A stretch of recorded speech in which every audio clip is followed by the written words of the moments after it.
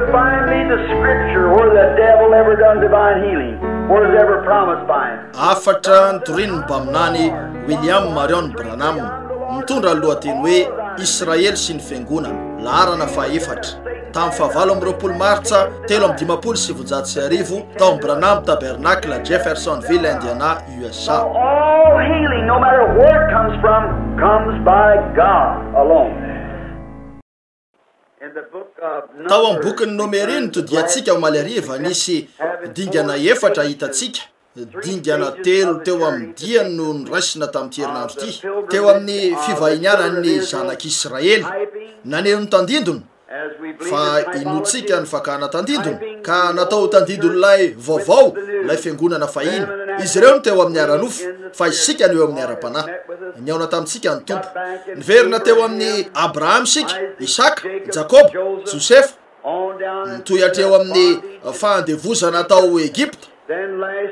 Aveo malariva ntahantsika ny tompo ary nitondra azy ireo nivoaka teo amin'ny ranomasina mesika hatreo amin'ilay vatolampy nokapohiny. Ka teo no nijoroany teo anatrehan'Andriamanitra. Ankehitriny anio arivo sika dia hitondra azy ireo eo Kadesy Barnea dia hatreo amin'ny toeran'ny fitsarana teo anoloan'ilay altara varahana na ilay menarana varahana ranomarina. Rapitso ariva raha sitrapony tompo hitondra azy ireo ao an-tanindrazana sika. Ola tafavoaka hiampitany Jordany sika rapitso raha sitrapony tompo. O Joshua tamin'izy ireo miara miangona anareo ankehitriny fa hiampity sika. Eny alokelin'ny fantatrareo fa tsy misy amintsika na dia ray aza na izay mety tompotompo teny ka manana n'Andriamanitra ao am-pony rehefa mandinika ny soratra masina izy ka tsy matahotra kely tsotro zao za ihany ve no manao an'io sa ny fany amin'ny masina eto no hitarika. Tsaroa fa zay vona fafy dia tsy salasalana fa makanoany koa titsika zany mba ho lay tena voan'Andriamanitra tsy mifangaroaro no voafafy ao amponin'ny olona satria indray androany dia tsy maintsy joro eo amin'ny fitsarana ka ampamoahana amin'izay nolazaiko sy nataoko teo amin'ity fiainan'ity miaraka aminareo. Raha diso ny fitariako dia isaina ho mpamitaka ary azo antoka fa tsy zay ny tiako atao, tsy sitrapoko zany. Alokan'ny vavahantsika na alohan'ny ivavahana ny amin'ny teny fantatrareo fa milaza ny Baiboly fa fony nahitan'io tao amin'ny bokin'ny Apokalipsy Jaona dia nilaza izy fa nahita an'ilay boky ary voisy tompo-kasety eo ivohony zany teo alohany sy ny teo ivohony ary tsy nisy olona tany an-danitra ary tsy nisy olona tetỳ tany na tsy nisy olona tany ambanin'ny tany ka miendrika ny andray ny boky na koa hijery an'izany. Aveo nisy zanak'ondry izay vovony talohan'ny fanorenana zao tontolo zao tonga ary nandray an'io teny an-tanan'ilay nipetraka teo amin'ny seza fiandrianana ary n'olona niantsy mafy hoe ianao no miendrika. Eny engany io zanak'ondry io ka ho tonga zao arivo zao mba hanokatra ny teny azotsika ataony manivatsiva pejy maro saingy tsy maintsy ilay zanak'ondry n'Andriamanitra no hanokatra ny teny. Anondrika alohantsika sika Rirala Junior oka ianao no hitarika atsika mbavaka raha sitraka ao mba hivavaka ny anokafan'Andriamanitra ny teny no atsika raha sitraka ao.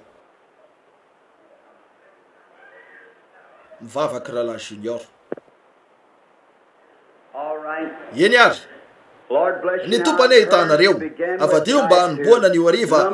ny Nomeriny toko fa 13. Eo no niboatsika dia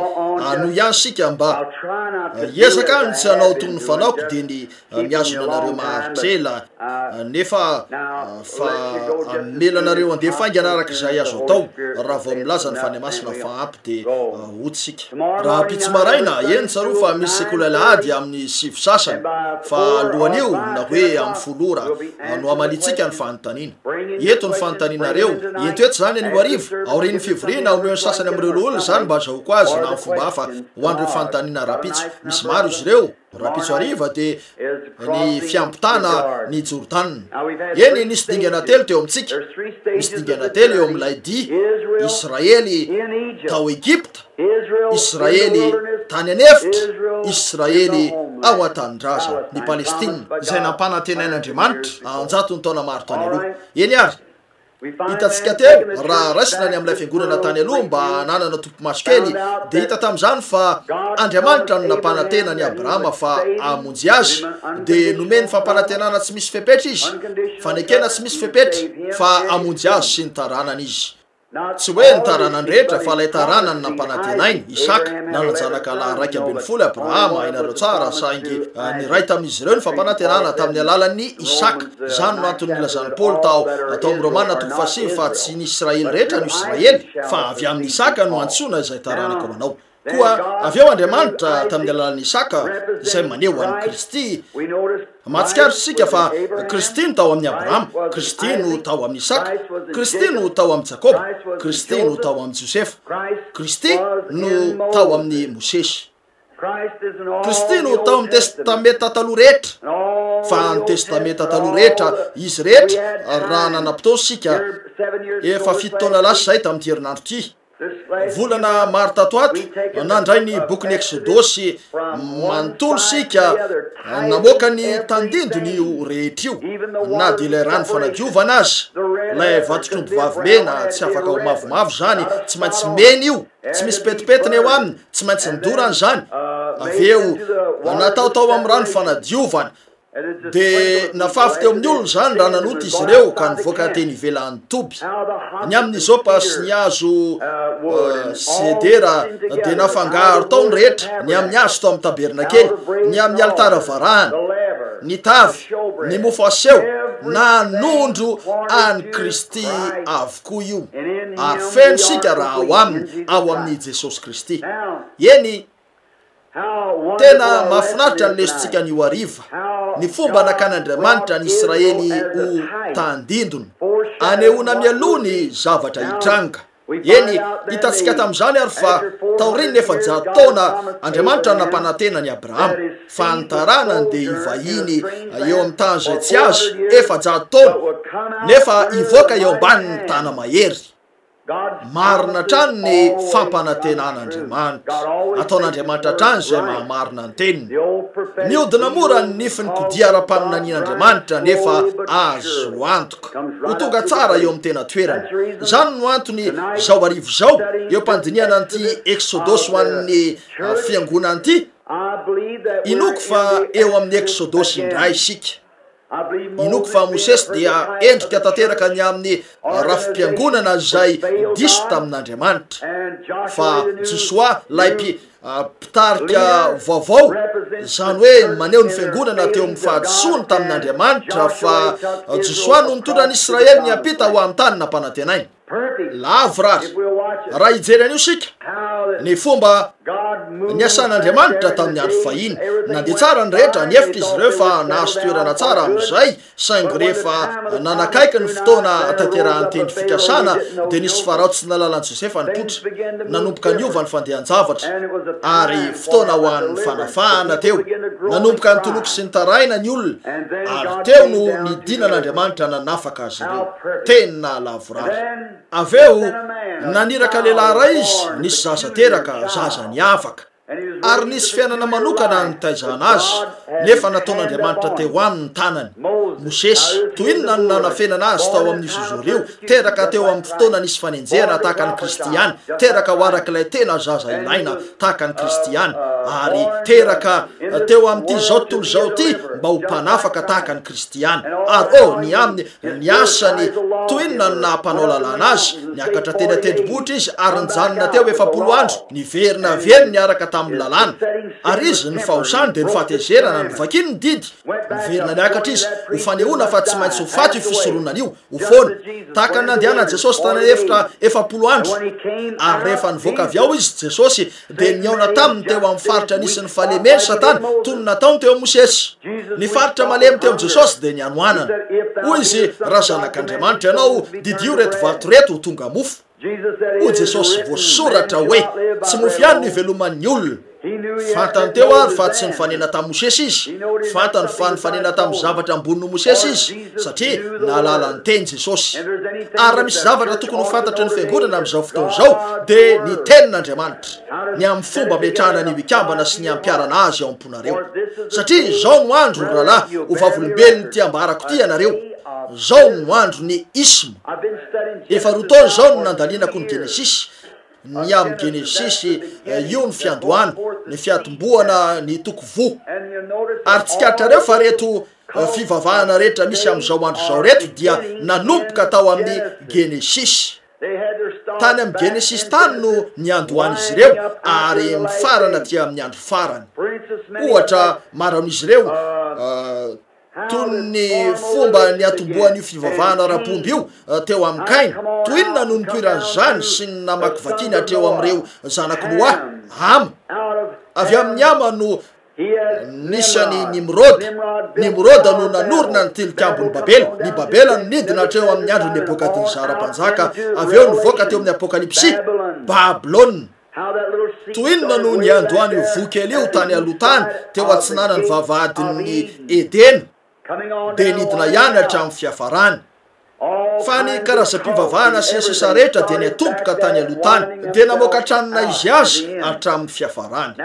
Eny tsaratsara ho antsika ny hijery tsara, ny hitandrina, ny orona eo amin'ny teny. Maro ny zava-mitranga ankehitriny izay tsy araka ny soratra masina. Aoko sika hijery tsara ny soratra masina. Manana antoka hoe eo amin'ny marina ny misy anareo. Izany ny ezahantsika nampianarina tamin'ity herinandro ity. Ny zavatra lehibe indrindra hitako nefa tsy akasitrahako eo amin'ny fiangonana anio hariva dia ny tahotra. Toa misy zavatra atahoran'ny olona rehetra mafy. Fa inona no atahoranareo? Raha nateraky indray ny olona iray dia tokony ho faly izy, tsy manana tonirana ataon'ireo sakaizy ireo teto sy lay rahalanjiro vavolombelona tetsy tena afaka, tsy afaka isy zavatra nimbanareo na zavatra ankehitriny na zavatra ho avy. Tsy misy zavatra afaka ampisaraka antsika amin'ny fitiavan'Andriamanitra izay ao amin'ny Kristy. Efa nampananten'Andriamanitra. Niantso izy noho ny fifidianana, napetra niaraka ny lamina ny fiangonany. O Jesosy tsy misy mahay manatona raha tsy tao amin'ny ray izy. Tsy nanatona an'Andriamanitra mihitsy ianareo satria hoe tia anatona. Nanatona ianareo satria niantso anareo Kristy. Andriamanitra niantso anareo. Ary izay manatona ahy dia tsy mba ho laviko mihitsy zany miazo fiainana mandrakizay. Tsy hoe maharitra herinandro avy amin'ny fifohazam-panahy io amin'ny hafa, fa fiainana mandrakizay tsy manam-pahataperana. Ary za hanangana azy amin'ny andro farany. Raha tsy manedaka ny faladian'ny Satana zany dia tsy haiko izay havita azy. Dia hoe ahoana nefa no afantaranao? Hoy Jesosy nilaza izany. Izao no lazainy Tompo. Jesosy nilaza izany dia milamina io. Raha nilaza izany izy dia inoko izany. Hoy izy ao amin'ny Jaona 5:4 no hevitra tiako indrindra io. Zahay mandray ny teniko ka mino izay naniraka no manana fiainana mandrakizay ka tsy hoelohana fa tafafindra ny ala tafafatesana mba amin'ny fiainana. Dia hoe toa mora be izany raha Branham. Tsy misy olona afaka ino fa Jesosy ny Kristy ao am-pony ka hitoetra tonona izy azy teo ihany. Tsy hainy atao zany. Tsy tompoko. Toy ny voalazako indray ariveny, ny fisotroana, ny fifohana, ny filokana, ireo zavatra rehetra eo dia tsy ota. Tsy ota ny miloka, tsy zany. Na hoe ny filokana dia tsy ota, zay no izy. Ny fifohana dia tsy ota, ny fisotroana dia tsy ota. Ny miteny ratsy dia tsy ota, fa vokatry ny ota zany. Noho ianareo mpanota, zany no antony anaovanareo an'io. Raha kristianina nareo dia tsy hanao zany. Hoy izy, izay tia izao tontolo izao na izay zavatra amin'izao tontolo izao dia tsy ao anatiny akory ny fitiavana an'Andriamanitra. Koa eny na ianareo zany tsy mbola nahita kristianina tapany mihitsy ianareo. Nisy nanontaniako ndray riviny, hoy kristianina ve ianao rahalahy? Hoy izy kristianina tsara ihany hoy tsy izy ianao. Tsy misy zany kristianina tsara ihany zany. Firy no efa nahita lehilahy sady mamy tsy mamy? Tsy misy. Firy no efa nahita vorona sady mainty ny fotsy? Tsy misy. Na zany tsy mbola nahita mpanota masina ianareo, na ianareo nateraky indray na ianareo tsy nateraky indray. Ilany ray amin'ny fefy ihany no mety isy ianareo. Ary eny raha nateraky indray ianareo dia manana fiainana mandrakizay. Ary tsy misy zavatra mihitsy ao anatinareo efa lasa ny zava-dratsy taloha rehetra, ary tsy misy afa-tsy loharano eo. Ny rano mangidy sy mamy dia tsy afaka hivoaka avy amin'ny loharano ray ihany. Hitanareo, ny voza entiny no ahafantarana ny azo, ny voany no ahafantaranareo azy. Taona maro laso zay niefitra ny vahoaka metodista hoe tena nanantsika ilay izy miompy sika taorian'ny andro loteranina niefitra izy ireo fa noho izy miompy dia nanana azy. Mino ny amin'ny fiobiana ihany koa, saingy tsy izay no antony ilazana fa nanako io. vokatra teraka ny fananako an'io zany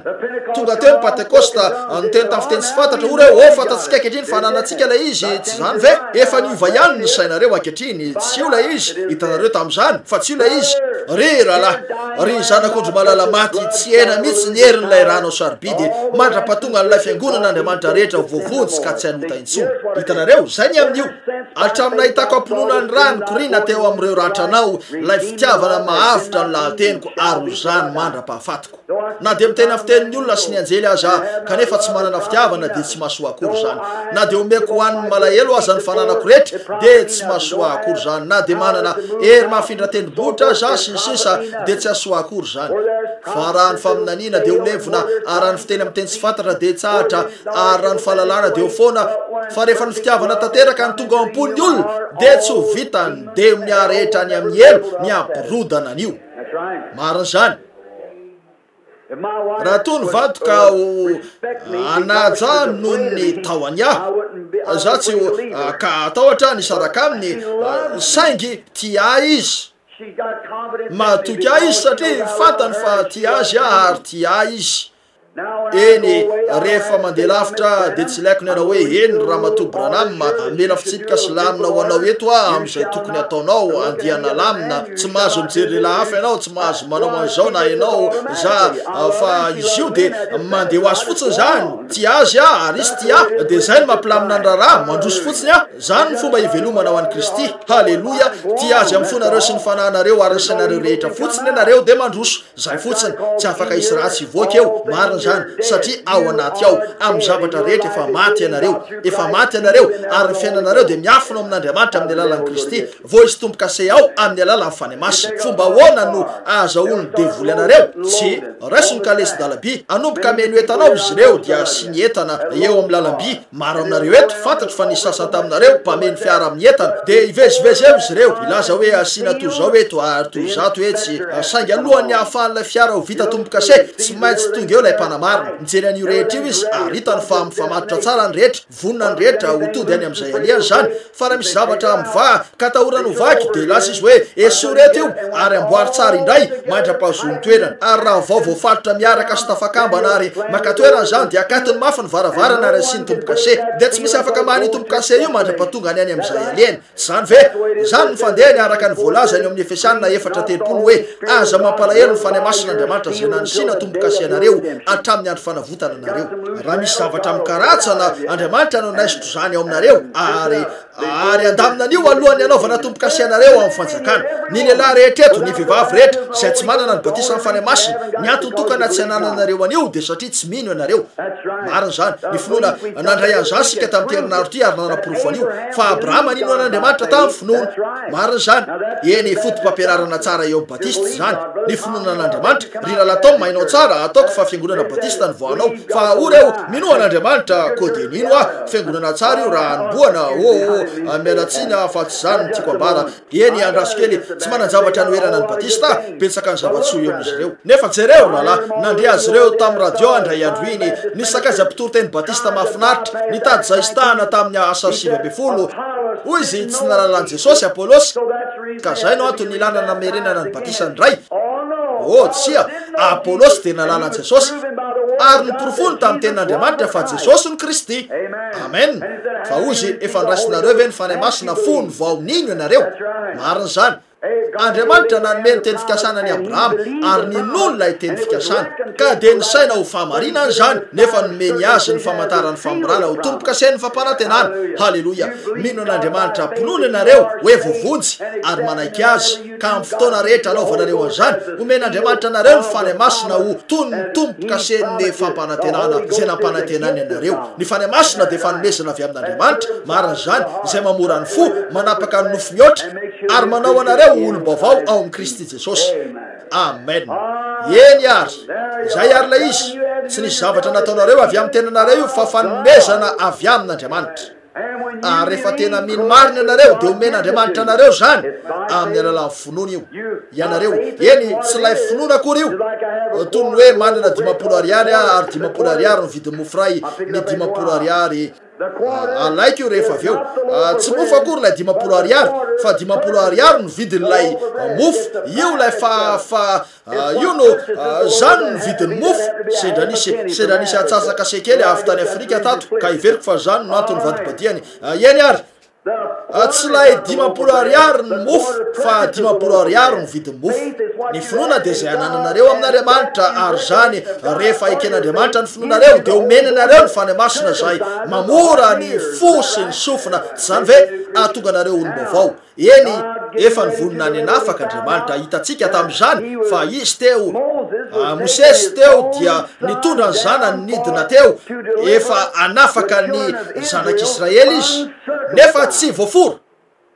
dia naka fiaratra vatsy Zipora ka noforainy ny zanany ary zay nesorony dia natsipony teo manoloany dia hoy izy efa vady azoko amin'ny fandatsahndra ianao ainareo tsara efa nodinanareo akaiky fa zany nanana fahatezera Mosesy anareo tsara zany nanaka anazy tsy niditra tao amin'ny tany nampanantenana taty am-para ny fahatezerany ary nametraka azy tany Andriamanitra ka nanome azy vady tanora tena mora tesitra ihany koa tena inoko fa nanana olana ihany izy ireo tany ambadiky ny tany efitra tany sa tsy zany fantatra Andriamanitra ny fomba fanatoniana anareo koa dia nanamboatra azy io tany izy tamin'io vehivavy tanora io voaseho eto no tapahany io zavatra io ary zay nesorony dia natsipony teo manoloany ary izy efa vady amin'ny fandatsahndra ianao la fantany fomba fanamboarana azy analana ny fahatezerany io aminy eny ary dia nidina teo izy ireo nisy famantarana sy fagagana ary zava-magaga maro nataony ary mario la misy zavatra tsapako mandona ahy jereo ny amjambrasy jana ireo mpanandro reo zay nijoro teo ary nanatanteraka karazana fagagana mitovy tamin'izay natao Mosesy sy Arona ka nanaraka azy ireo teny mihitsy reo fakatahaka ry lalahy manana tontolo feno an'izany sika amin'izao andro zao feno an'izany ny fiangonana amin'izao andro zao fakatahaka ranofo ary misy zavatra iray eny amin'ny tsarana an'io mario raha indro lay mpampianatra baiboly malaza indray andro iny teo amin'ny radio fa nilaza hoe ny fanasitranan'Andriamanitra dia avy amin'ny devoly hoe ny devoly manatanteraka ny fanasitranan'Andriamanitra tiako raha neo soratra masinamika anareo zay ahitana fa efa nisy fanasitranan'Andriamanitra nataony devoly hoe nampananteny zany izy hoy Andriamanitra zany tompo salamy 3:3 zany tompo zay manasitrana ny aretinao rehetra ary io Jesosy raha satana no mandroaka ny satana dia miady hatrano ny fanjakana tsy hainy atao zany tsy afaka androaka ny tenany izy toy zany koa ny fanasitranana na aviaizany avy zany avy amin'Andriamanitra irery io ary jereo tsara reo mpanao ody reo vitan'izy ireo mitondra parasy saingy tsy vitany analy zany tsy vitany ny anasitrana vitany anao fagagana fa tsy vitany anasitrana an'Andriamanitra irery ihany ny fanasitranana ary rehefa niatso nisiny ny vai izy ireo dia izy Egyptianina ihany ny voarakitry ny vai ho reo ratsatanan'Andriamanitra ty halleloja mieritreritra ny ratsatanan'Andriamanitra io Andriamanitra raha vitany manokatra ny masonjamba amin'ny ratsatanan'Andriamanitra ty dia vitany ny anao an'io rehetra io jereo ny nataony tamin'ny ratsatanany nisitrany marary ary natsangany maty nataony tamin'ny ratsatanany zany rehetra zany saingy rehefa nitady an'ilay ondro very izy dia tsy nampiasa mihitsy ny ratsatanany fa nataony teo antsorony izy io ary netiny nody halleloja antoka re zany ondro very eo antsorony tsy ny ratsatanany tsy zay nampiasainy fa ny sorony nampiasainy mba hampidina n'ilay ondry mary io aveo Andriamanitra rehefa namboariny Mosesy nataony vonina dia nalefa ny teny tamin'ireo famantarana aveo ilay famantarana farany resantsika omaly ariva dia ny fahafatesana ary hitantsika tamin'izany fa misy fahafatesana ara-panahy amin'ny fiangonana dia leloza farany ankehitriny miamaina ny fiangonana miafona marina zany miaina amin'ny fotoana mahatsiraviny sika toinona ny eo amin'ny fiangonana fa re olona fa iny zay zatra nanana fandresena marina no miaresy fotoana misy fahafatesana avelany alo embaravarana ny raha rehefa mahita ny raha dia andalo anareo nandrosaina hatreo amin'ilay vatolampy nykapohana izy ireo mare fa no nitonga teo amin'ilay vatolampy izy ireo dia nisy zavatra nilainy eny Mosesy no nikapoka an'ilay vatolampy tamin'ny teany teo no nijanonantsika omaly ariva nokapony tamin'ny tena lay vatolampy ary lay tena dia niteny fitsaran'Andriamanitra ary nokapony lay vatolampy dia nisy loka teo amin'ny ilan'ilay vatolampy rehefa nona ny zanak'Israely dia nakeo izy ary nisy trano tantely nisy tantely niditra tao ary nanamboatra trano dia nahazo tantely avy tamin'ny vatolampy izy ireo zay zavatra rehetra nylainy dia tao amin'ny vatolampy nanaraka ny fiangonana lay vatolapy ary lay vatolapy de Kristy Jesosy. Rehefa nangeta ety izy ireo de nisotra avy tamin'ny vatolapy, rehefa nona izy ireo de ninana avy tamin'ny vatolapy. Na aiza nalera nanaraka azy ireo lay vatolapy, ary mbola manaraka ny fiangonana hatrany lay vatolapy. Kristy lay vatolapy tany anefitra. Mariny eto koa i vatolapy ray io ihany tsy magaga raha niditra tao Jerosalema izy de o reo apangino izy reo hoy izy raha mangino reo de ny vatolapy, ny vato no iantsoantso avy hatrany. Inona ny teo? Io vato fe izory io no tonga nikodidi teo anivon'ireo vato, voatery nisy zavatra nitranga, miantsoantso ny vato. Rehefa teo lay vehivavy verra taona maro de niteny tamin'ilay vatolapy izy, ary lay vatolapy no namoaka fanasitranana. Fony maty Lazarosy niresaka tamin'ilay vatolapy Marta de namoaka fitsanganana zany. Rehefa teo ambony ranomasina izy reo tonga nitafidrivotra de nitopatopa tetsyteroa toy ny sary tavoahangy teny avon-dranomasina lay sambo kely efa tota. Nisy vehivavy nilaza tamiko voatsely zay nanao hoe Ranadab Branham mahozy Jesosy de toy ny olona tsotra rehetra ihany. Hoy izy mpaminany izy nefa ianareo miezaka ny anao azo Andriamanitra. Hoy Andriamanitra izy, na izy Andriamanitra na mpamitaka. De hoy izy lehilahy ray tsara fanahy izy pahay filosofia kanefa tsy afaka ho Andriamanitra izy, tsy nisy mahandriamanitra azy. Hoy nisy mahandriamanitra azy, ny lainy no Andriamanitra. Raha lehilahy tsotra izy de ho nateraka araka ny firaisana ranofo, kanefa teraka tamin'ny fahaterana virjine izy ko de izy teo no ran'Andriamanitra. Nilaza ny Baiboly fa tamin'ny ran'Andriamanitra namonjenatsika. Hoy izy hoporofoko aminao zany fa tsy ambony no Andriamanitra izy, tsy ambony no zay mpaminany ary tsy nisy mahandriamanitra azy. Hoy razona porofona amin'ny Baiboly io. Hoy izy ataoko zany. Hoy aoka ro reny soratra masina nananao. Hoy izy ao Masidajao na toko faraky amby folo rehefa nidina anakeo amin'ny fasan'ny Lazarosy Jesosy tamin'io andro io. Hoy atsaroko zany. Hoy izy nitomany izy, nilaza ny Baiboly fa nitomany izy. Hoy marina zany. Hoy inona ny ifandraisany eo amin'izany? Hoy izy manaprofy fa tsy nisy mahandriamanitra azy, satria tsy afaka hitomany izy raha nisy n'Andriamanitra azy. Hoy jereo raha vehivavy Andriamanitra olona izy teo.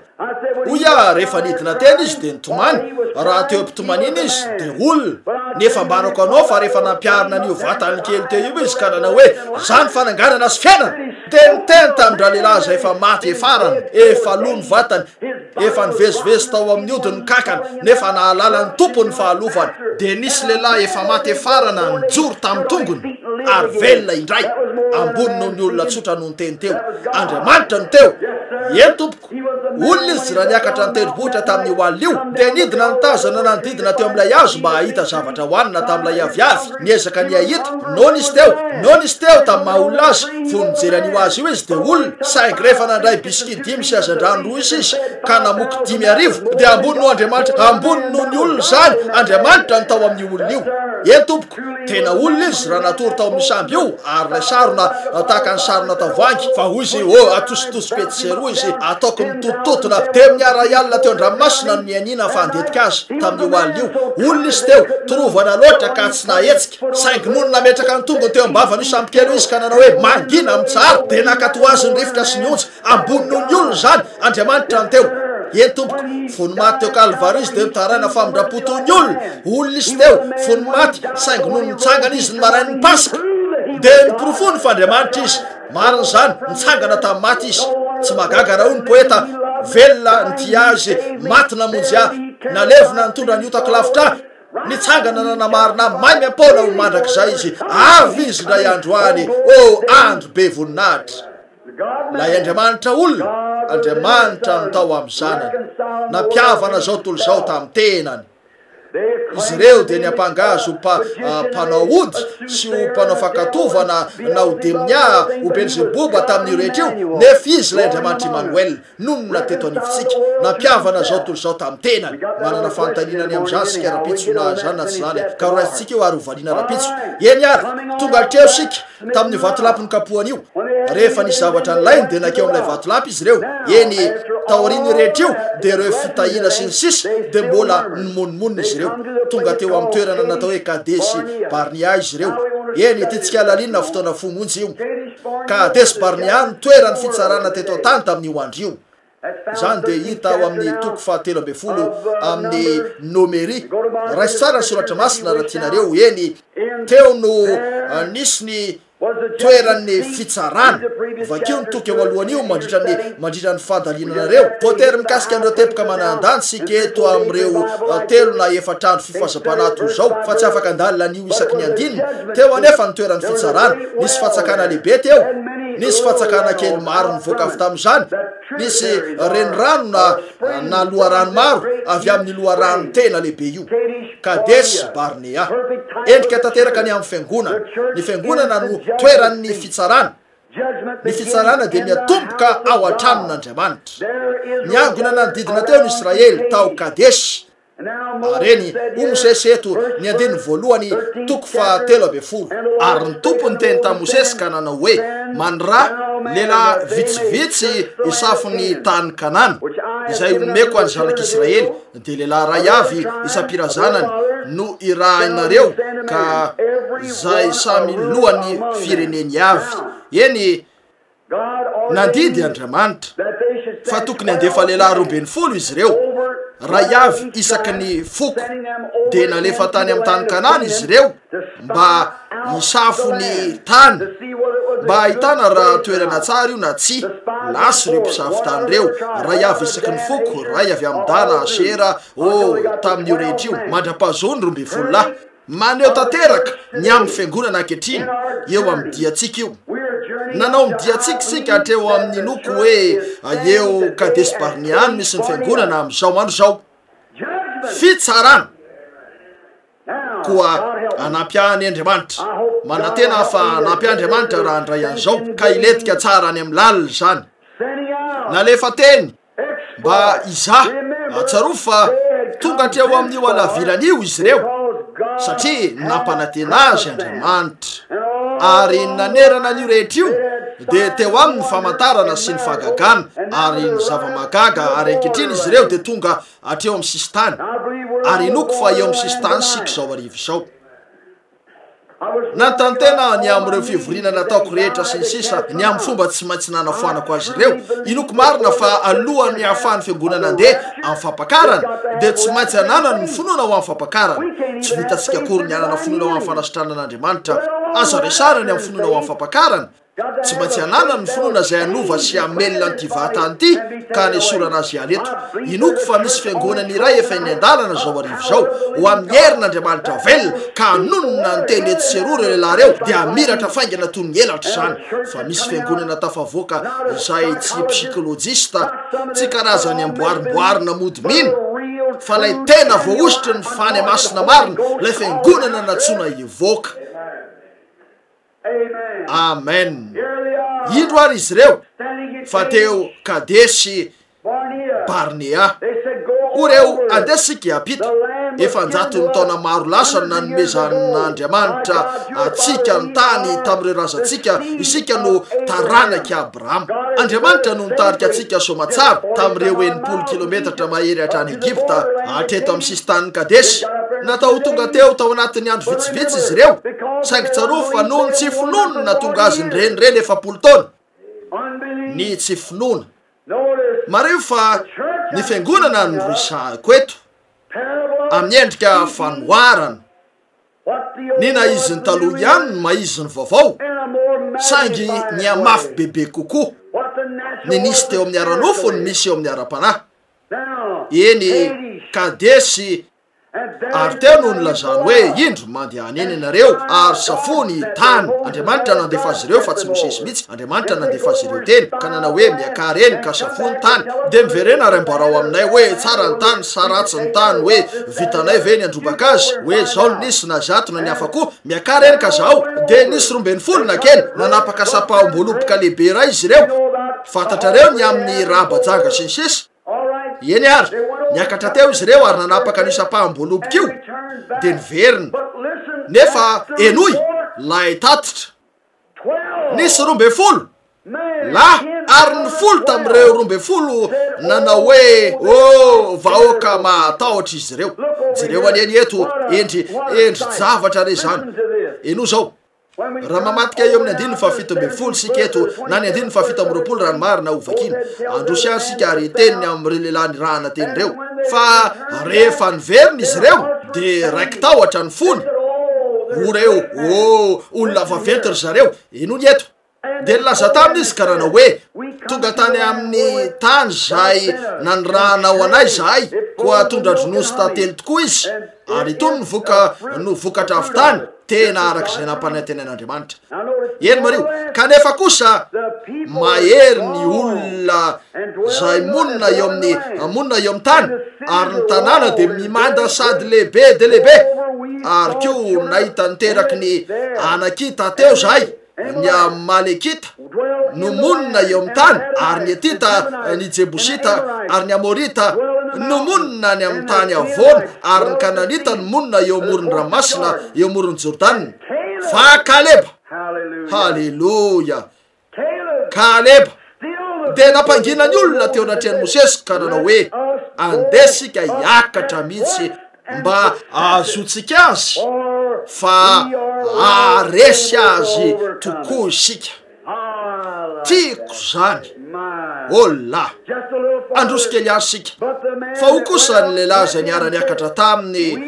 tsy mahazo miakatra andresy ny olona sika fa mahery no sika izy de nilaza ratsy ny tany zay nosafony tamin'ny zanak'Israely izy ka nanao hoe ny tany zay naleanay nosafona dia tany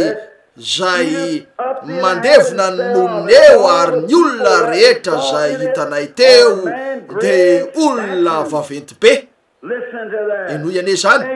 de mitoy ihany amin'ny filazany hoe tahaka nitsingetany zahay teo anilan'izy ireo zany mitatitra fa oy Kaleba sy Joshua afaka akan'io sika vitatsika nanao zany nahoana ny vitan'izy ireo ny anao an'io nampanantena azy ireo Andriamanitra fa hanao zany tiako zany eri-po zany ny folo tamin'ireo eny tonga teo ny fiangonana de tonga teo amin'ny toerana izay natongavatsika zany rehefa nandalo teo amin'ny taonan'ny Lutera ny taonan'ny Methodiste ary ny taonan'ny Pentecôtiste de tonga treo amin'ny toerany iray ary ankehitriny ny sasany amin'ireo vahoaka ao amin'ny filazantsara feno de manohitra mafy ny fanasitranan'Andriamanitra ka mino fa tsy tafiditra akory teo amin'ny fanavotana zany eny tsy maintsy tonga eo amin'ny toerany io ry sakaiza zay hoe alasa mahatsiravina be io ny fivavahana toy ny fahiny oreo de zavatra efa tany amin'ny lasa tsy afaka hanana io sika tafahoatra loatra miaina amin'ny andro moderna sika ka tsy maintsy fihevenana moderna ny raisina tsy maintsy asina karazana petanky ao am-piangonana lalao ping-pong an'io rehetra io mba hiazonana ny tanorantsika ry lalasana bavy raha tonga ny fotoana zay ilako ny anana filalaovana karatra ato am-piangonana mba hiazonana ny mpiangona de hiala io fitoriana ny filazantsara satria efa very ny eliny ambarako anareo rahalahy ny zavatra ilaintsika am'izao andro zao de le filazantsara tsotra toy ny fahiny de nyery ny fanay masina zay toriana amin'ny fahatsorany koa raha sandratra hiala amin'ny tany ah de hitaona ny olona rehetra anatona eny tompoko isika oreo am'izao andro zao tsy afaka iveriny sika kanao an'ireo zavatra nataon'ny apôstôly reo miaina amin'ny andro farany sika de ny fotoana namparatenan'Andriamanitra fa andatsahany ny fanahany amin'ny nofo rehetra haleloya eto amin'ny fiafarany dia sika isaoran'Andriamanitra ny am'ireo Kaleba sy Joshua vitsy vonona niakatra haleloya miakara ary mitondram-pirofo haleloya tany be voninahitra io nitondra sapam-boalopoka roa izy ireo ary toy zao ny fandehan'izy ireo raha niezaka ny batan'io tany re zany toerana re zany isaoran'Andriamanitra ny am'ireo olona niampita sy nivoaka tamin'ny fiangonana ratsy sy ara-poba sy vesarina sy ratsy fanahy ka manana toe-tsaina tery io haleloya tonga eo amin'ny toerana zay nanaovany dingana ao amin'ny tany Kanana ka ninana voalopoka tsara maro zay mahatonga ny tena mirarakivy eo amin'ny polipitra mihitsy azy haleloya eo amin'ny fivavahana tsara toy ny fahiny io avokoa zany nisotra amin'ilay divay tola nisotrony Petera tamin'ny andro Pentekoste rehefa nandrobaka ny fiangonana ny herin'Andriamanitra haleloya Kades Barnea vitatsika io ony afy ny tianao ambara amiko ve hoe afaka azo ny fanay masina toy-nisy teo amin'izy ireo tamin'izany sika eny tompoko fa ahoana nafantaranao hoia ananako zany haleloya zay ny fomba afantarako azy nanana tandidona mahafinaritra sika maly arivo rehefa nanivatsiva ho am'ilay tany ny zanak'Israely ka nanivatsiva teo amin'ny fivahinianana izay tandidona tanteraka ny amin'ny fivahinianatsika avy ao Kanana no nivoatsika nendahako ny tsatokako ny laiko de nifindra ary nareo efa nialako ny tongolo ratsy ny potipotikanina tany ny zava-maimbony zao tolo zao navaliko ny tranolay miala niapita ny Jordany. Haleloya. Ny ranomasina mena ny rahan'i Jesosy Kristy no nandetika ny sigara ratsy rehetra ny fahalotony ny paraky ka letika ny fahalotony zao tolo zao torem-pifehy reo tam'izany fa nitsingevana teo amin'ny ranomasina izy reo. Haleloya. Tsy mahagaga sika raha miompy sy mandihy jereo nataony Mosesy nasandra ny tanany ary nira tao amin'ny fanahy izy de nakaponga tapaka Miriam maro nanomboka nandihy de nitsambikimbikina ary nideran'Andriamanitra ary nanaraka azy ny zanaka vavin'Israely nandihy sy nideran'Andriamanitra ka niompy. Haleloya. Efa tafapita ny ranomasina izy reo rem-pifehy ratsy rehetra fa iny de maty tao an-dranomasina nijery totika izy reo ary nanao hoe ranga tsy ahavita inona amiko tsony ianao. Ola nodorako tanteraka ny tetezana vonina ny andeha zao anondi eny o reo azotsika rombana ve io azo atoka fa azotsika rombana io nahoana lazany Andriamanitra ary tsaro fa izy reo Andriamanitra naparatena fa anome izay ilaina hitatsika io maly arivo zany ahoana no azahoan'izay ilaina tsy mahalala mety misy andefa koba ho azy reo avy any amin'ny toerany ray tsy nisy ninina tavela tao Egypta ka avezao ny viny koba. Ola tsy anjarako zany nisy ny teny tamiko ndray mandeha hoe inonao ve ny amin'ny Eli de io tantarany vorona teny io ho azo atoko hoy izy nitianao ambara amiko ve hoe nipetraka teo anilan'ny renirano Kerity io mpitolo teny io ary namelona azy ny goaky ho azo atoko. Ahoana nafantaranao fa io no namelona azy ho lazany Baiboly marina zany hoy izy te antany zavatra aminao ry mpitolo teny hoy izy ahoana loatra ny eritreretanao na zaondray goaiky reo mofo sandwich ho tsy fantatro netin'izy ireo teo io no an'ny Eli zany zay ihany no fantatro hoy izy ataoko fa fiatanana fotsiny ianareo ho tsy haiko ambaranao ny aviny zany kanefa nisy toerana ny aviny io Andriamanitra no mitondra an'io de ho aninay zany. Haleloya. Ary mitondra fifaliana io ahoana no isiny io tsy fantatro alefan'Andriamanitra fotsiny zany de samborika io vao nahazo irano tanana tam'izany minitra vitsilasa zay natelika io ary mbola mahafaly afona io eo mpitelemana azy zany mihitsy tsy hoe fiatanana fotsiny tsy hoe lasa dala efa nisy nanao ao adala nefa tsy zany raha dala de velao ao adala faly eny ary eny tompoko mahatsiary tafiditra tsara am'izao fotoana zao azo antoko eny ary jereo ane izy de ho ary izy reo ahoana no afitantsika an'io eny Andriamanitra no nandatsaka manavitany an-danitra ary namelona azy reo sa tsy izy azo antoka fa izy ary nitsipona an'io izy reo efa nazavaintsika zany eny tandidona tanteraka ny amin'ny sakafontsika am'izao andro zao zany tsy nitsahatra mihitsy omany io milatsaka zany isak'alina nandritra ny fotoana rehetra nanaovan'ny diany avy tany Egypta ho ao amin'ny tany nampanantenainy ary nilatsaka ny fanahy masina raha vao niala ny Egypta ny mpianatra tamin'ny andro Pentecoste ny fanahy masina no nilatsaka avy tany an-danitra lay toerana ny aviny mana ihany toy ny rivo mahery mifofofo namelo ny trano nipetrahany nisy lela mizarazara mitarehana afo nipetraka tamin'izy ireo nivoaka teny izy ireo nikika ary nanao fietsika toy ny olona mamy nandihy ny vembena nikika ny rarakivy sy ny maro hafa efa mba nahita olona mamy noto tao an-trano ve nareo la feno azy ny arabe salama ranamana tsy misy manelingelina azy ary tsy misy fanamelohana ho any zay ao amin'ny Kristy Jesosy zay tsy mandeha araka ny nofo fa araka ny fanahy. Romanina 8:2 tonga teo izy reo mody an-trano efa ny vembena no ny fiatraikany fanahy masina de lay manan'Andriamanitra nidina avy tany an-danitra ary nilatsaka hatramin'io andro io zany mandraka ankehitriny isaky ny fantatsika ny nanaovana nomera no fenoa zany mba hahafahan'ny mpisorona rehetra miditra eo ka ameny ny vavany amin'ilay mana nisy tany am-boalohany afrina no naharetan'io mana io mamerina ny tomaly ariva tamin'ilay lesona o Petera mibeba aoka samy atao batisa amin'ny anaran'i Jesosy Kristy ho famelana ny fahotanareo ianareo andray ny fanomezana de ny fanahy masina ny teny fikasana de ho anareo sy ny zanakareo ary ho any zay rehetra lavitra na iza tsy ny tompo Andriamantsika anatona azy mitovy amin'ilay fanahy masina ny ariva lay fanahy masina tany am-boalohany azontsika raisina ve zany tompoko tonga tao Kadesy ny fiangonana inona aro nataonareo eo misy atsika oreo eny isika tsiraray avy samy eo Kadesy avokoa ianareo tonga eo sika ary hoe nareo eny raha miakatra eo ka manaiky an'io karazana fivavahana olera resana izy ireo io dia androka ohatraniko ny reniko zay arylay izy eo kadesy ainareo ataova io efa nampanantena anareo an'io Andriamanitra tsy tonga hitondra fiadanana fa sabatra tonga ampisaraka ny ray aman-dreny andrangasy ramatoa ny mpianadany rehetra ary zay tsy mahafony azy ka manaraka dia tsy mendrika ny antsona ho ahy ary zay mitana fangatariana rehefa mitodika mierika dia tsy mendrika mariny zany ry lalahy ambarako anareo fa mihoatra lavitra noho ny fiazakazana sy ny fandraisan-tanana ny mpitory-teny ary mifamafazan-drano eo aminareo zany mariny zany ry lalahy ambony lavitra noho ny fakanesana eo amin'ny alitara mandray fandraisana zany dia mandeha miverina mipetraka eny amin'ny sisanareo midika ho fafozantena tanteraka zany ho fafatesana tanteraka ary lalahy ka anana fivavahana toy ny fahiny toy ny tamin'ny voalohany madio mangarahary mamono ny ota zay manasa anareo fotsy na hoe tsy mandrakotra anareo amin'ny fotsy fa manasa anareo fotsy haleloia manadio anareo tanteraka mandora anareo tanteraka manala ny lotonareo rehetra manala ny mikroba rehetra ary mahatonga anareo olom-baovao amen lay toreny hoe avy any anaty alo reny ralahy nefa ambarako anareo tsy ala eo bala anareo io manana kely amin'io mariny zany fa iazona anareo rehefa fizato etra io amen matsiaro te ika efa tena saika tena mahafinaritra tokoa zany e tompoko rehefa mieritreritra an'izany ary ralahy manome antoka io nilazan'io Andriamanitra azotsika rombahana ve zany azo antoka fa azotsika rombahana amin'ny andro farany andatsahako ny fanahiko ary any famantarana sy fagagana haleloia nilaza izy fa anao zany nampanantenan'io Andriamanitra eo kadesy sika andesika andropaka an'io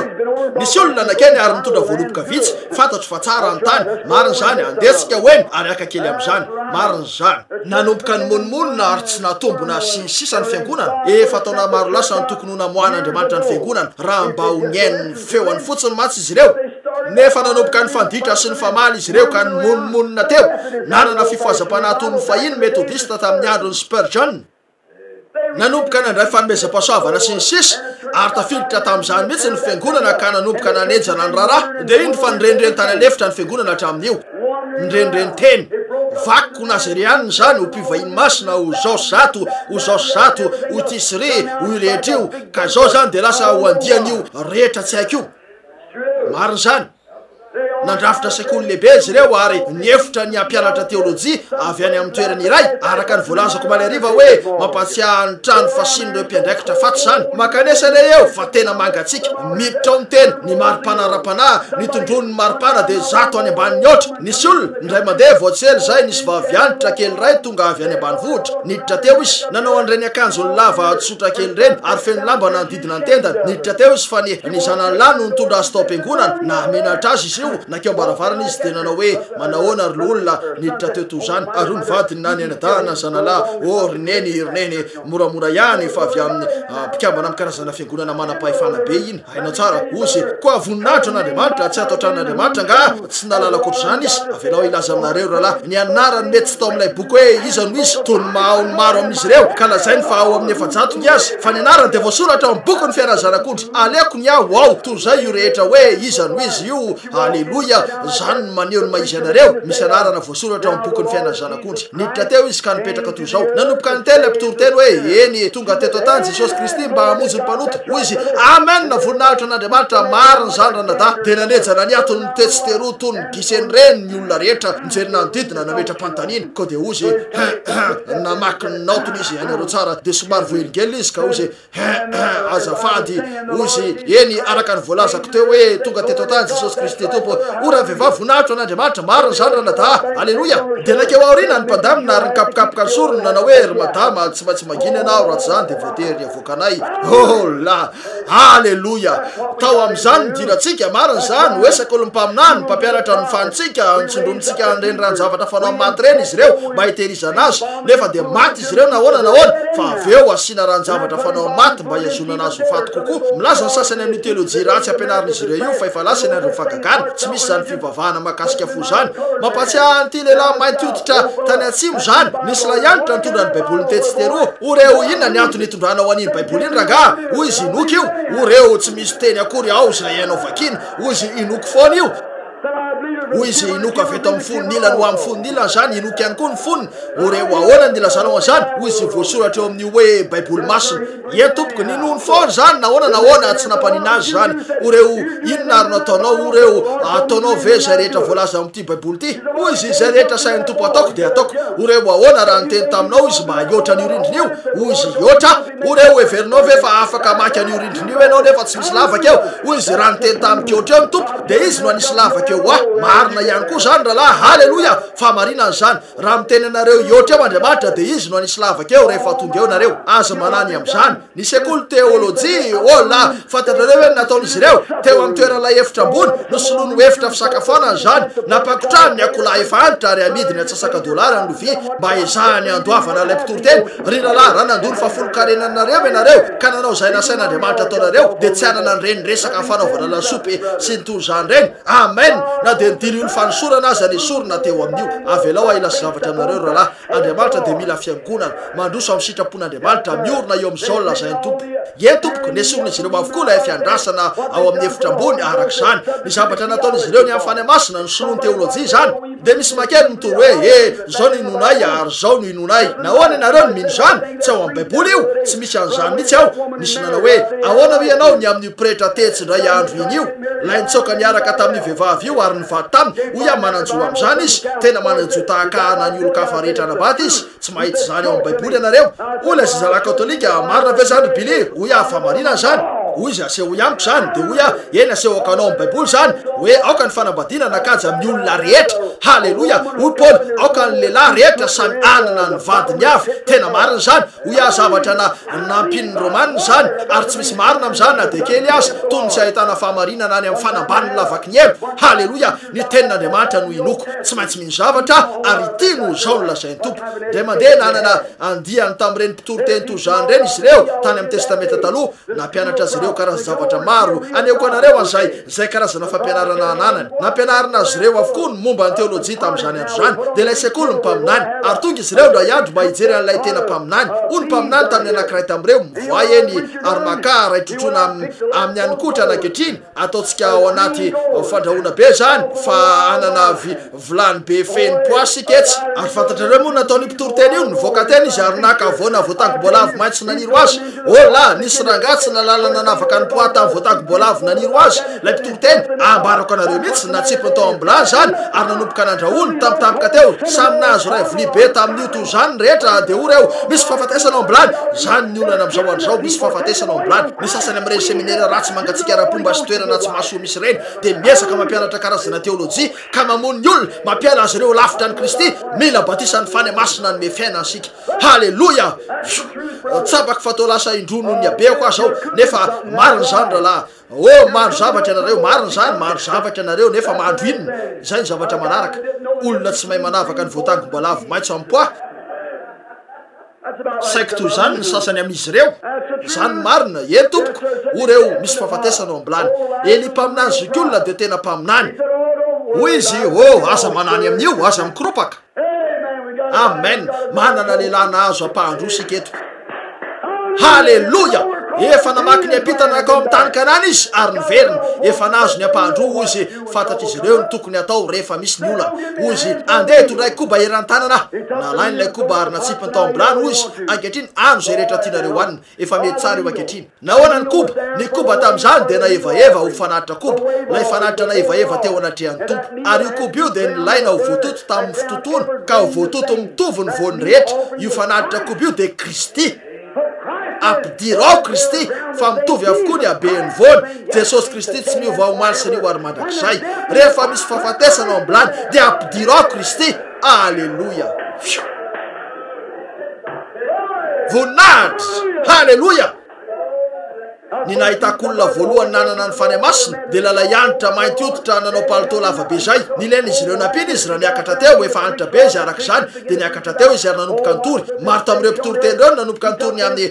ny zava-nisy teto tany nalainy avy tao am'joba ny lateniny taiza ianao fo ny anametraka ny fanorenana zao tolo zao raha niaranyira nikitany maraina ka nio befalina reo zanak'andriamanitra hoy izy everinareo fa karazana fivavahana karazany vaovao no ananatsika hoy izy riralahy mahazo tsiriny an'lay efa nisy fahiny fotsiny na hoe traga vaovao ny am'lay fivavahana toy ny fahiny taorina kely de nandrobaka azo ny fany masina lasa natanjaka be io la ihany teo nijoro teo izy de niarina izy nakapo ny vodikirarony de hoy izy voninahitra halleloia hoy izy tsy ampy ahitoriko ny toeranareo eto ny alany lampiazo ia raha zany no ateraka io eo amin'ny lehilahy 20 taona de inona nataon'izany eo amiko milan'io halleloia marina zany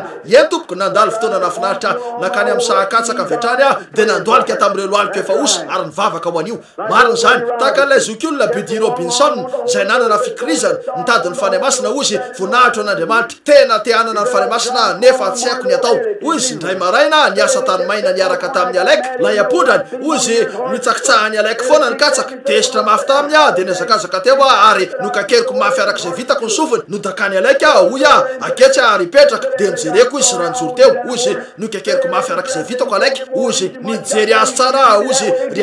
ozy ry alaika azafady tsy anao an'izany tsony ozy nitodika alaika ary nanao hoe raha tsy mahazo fivavahana tsara no zay anananao zao ianao de mbola anao ny amiko foana la marina zany ozy nidina teo amin'ireo katsaka naniry ary nanao hoe tompo Andriamanitra ome fahalalana ampy ao amin'ny kodian'ny fanahiko lalina ampio iadiko amin'ny devoly raha mbola misy nify ao ambavako de mbola hitsako azy mandra-pahafatoko ozy tompo raha tsy omenao hoany fanahy masina amin'ny fotoana iverenanao eto tany de ahita andiana taolana eto ianao azon'la izy amen marina zany raha tena mietra anareo ka tsopo marina eo anatren'Andriamanitra de Andriamanitra nitondra anareo hiampita na inona mety lazain'ilay mpitoro teny ao amin'ny seminaire afaka hanana ny fanahy masina sika satria nampananteny zano antsika Andriamanitra teo no ny fotorany Kaleba nanorenan'ny Finony teo no nanorenan'ny Joshua io satria efa nilaza Andriamanitra hoe anareo zany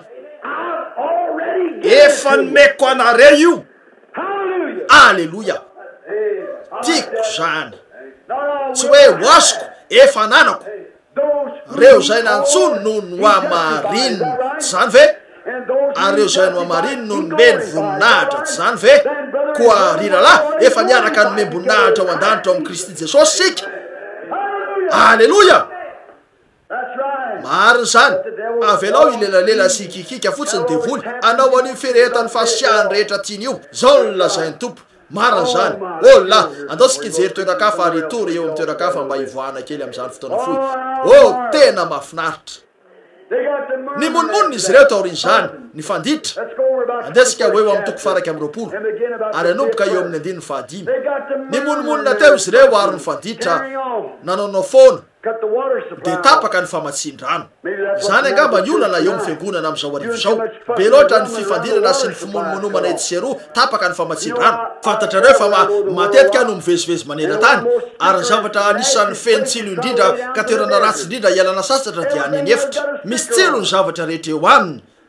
fantatrareo ny antony raketo ny karazana zava-maitso kely rehetra tsy misy toerana ahafahanareo mitsilany tsindronony ianareo zao no antony tsy mahazo rano izy ireo ny rano mampalefaka azy eo amin'izay be rano de tsy ahitanareo an'izay mety ho tsiro na songosongo eo amin'izay be rano ary ambarako anareo rahalahy rasy zay fiangonana ratsy efa maina atrao amin'ny taolany ka tsy misy fanahy masina ho aminy tsy misy famonjena tsy misy fanasitranan'Andriamanitra tsy misy herin'Andriamanitra tsy misy oby tsy misy fifaliana fa zao foana irio zao no nataony itsy nanao an'izao ary iri nanao an'izao manindrona ny zavatra ilainareo de ny fanondrany fanahy masina toy ny fahiny halleluia fa mampalefaka kely zany amen ndiko zany hoe hotoane zany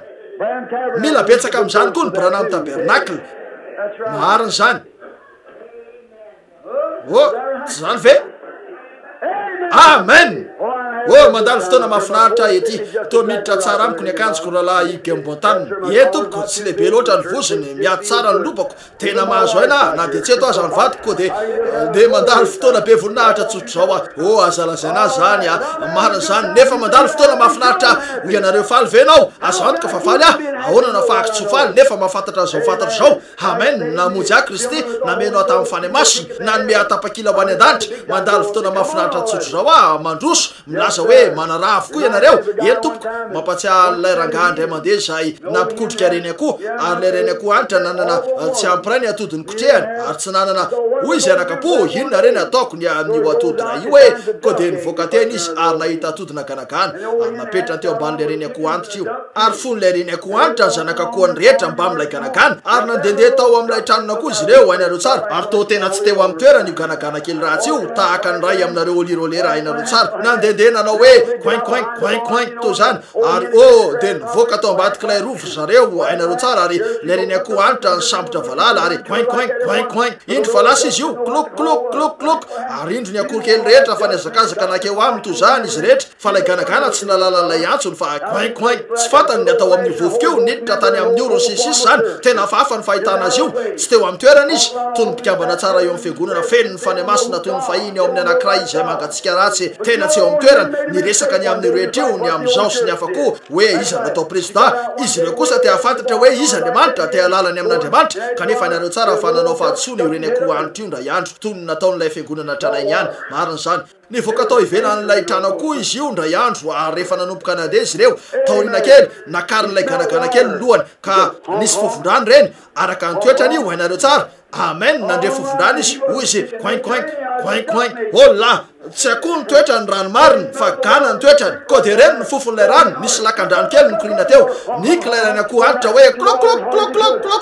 fa hoy izy coin nandeha fangelanakany amin'ilay rano arak'izay vitany to zany ny fandehany rehefa nateraka ao amin'ny fanjakan'Andriamanitra ny olo iray afaka ilazy ilay fiangonana tranainy hoe aza mifanerasera amin'ireny olirolery reny fa adalany zany zao zany coin tsy maintsy tonga eo amin'ilay rano izy halleloia voninahitra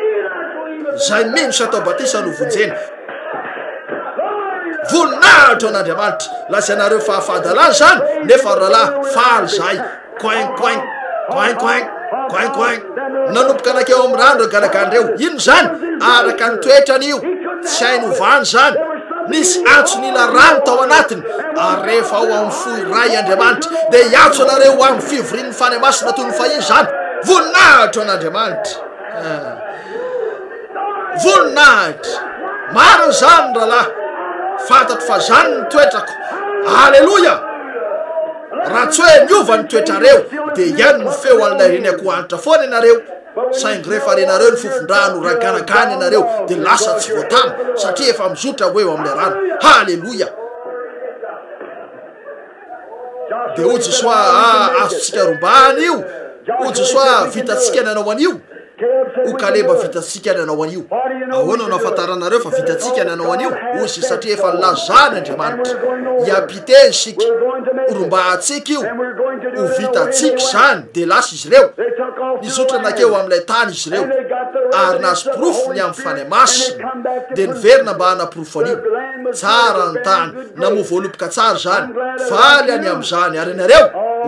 la mihinana an'izany fotsiny ka mirarakivo toy ny soavaly mihinana vilona tsara marina zany eny tompoko mandalo fotoa dehibe tsotro zao miravo raraiko inona zay lazain'izao tontolo zao tsy misy raraiko lay Andriamanitra nanangana mihitsy zay namonjy ny fanahiko ka nandefa tetsiteroa ny vavaka ho an'ireo mpanjaka sy ny maro hafa nanerana ny firenena io fanamasina soton'ny fahiny io no nanao zany tsy mbola nisy namenatra tamin'io tao amin'ireo lapan'ny mpanjaka no lazako hoe nandray ny batisa ny fanamasina halleloia marina zany nona ihany koa izy ireo nona sy mangetaeta jereo ny eto ny monimonina sy ny tarainy izy ireo tapaka ny famatsian-drano ankehitriny atao faingana firy ny fotoana nanatsika azafady tara mialatsiny ah fa ny mampianatra ela loatra nefa mbola tsy nampianatra kory asa tsy zany minitra vitsy sisy andray ny leso koa afaka fotoana fohy tsia nanadalanareo kely ihany azataitra andesika andray teny vitsivitsy eto fotsiny misy zavatra tiako lazainy ny andiny fadimy amin'ny toko faraky amin'ny roapolo ary eno tsara ary ny teny nanometsiny an'Andriamanitra sy Mosesy ny olona ka nanao hoe nahoana zay ny nentinao miakatra avy tany Egypta ho aty anefitra tsy misy rano aty ary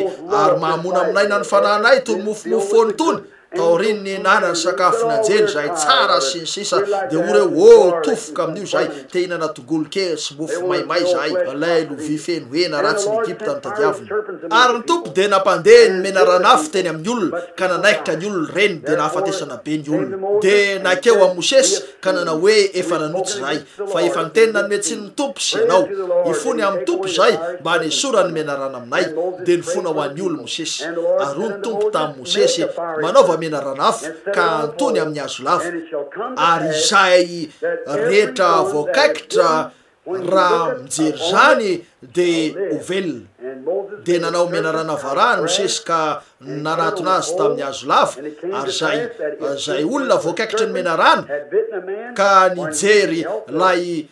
menarana varahiny de velona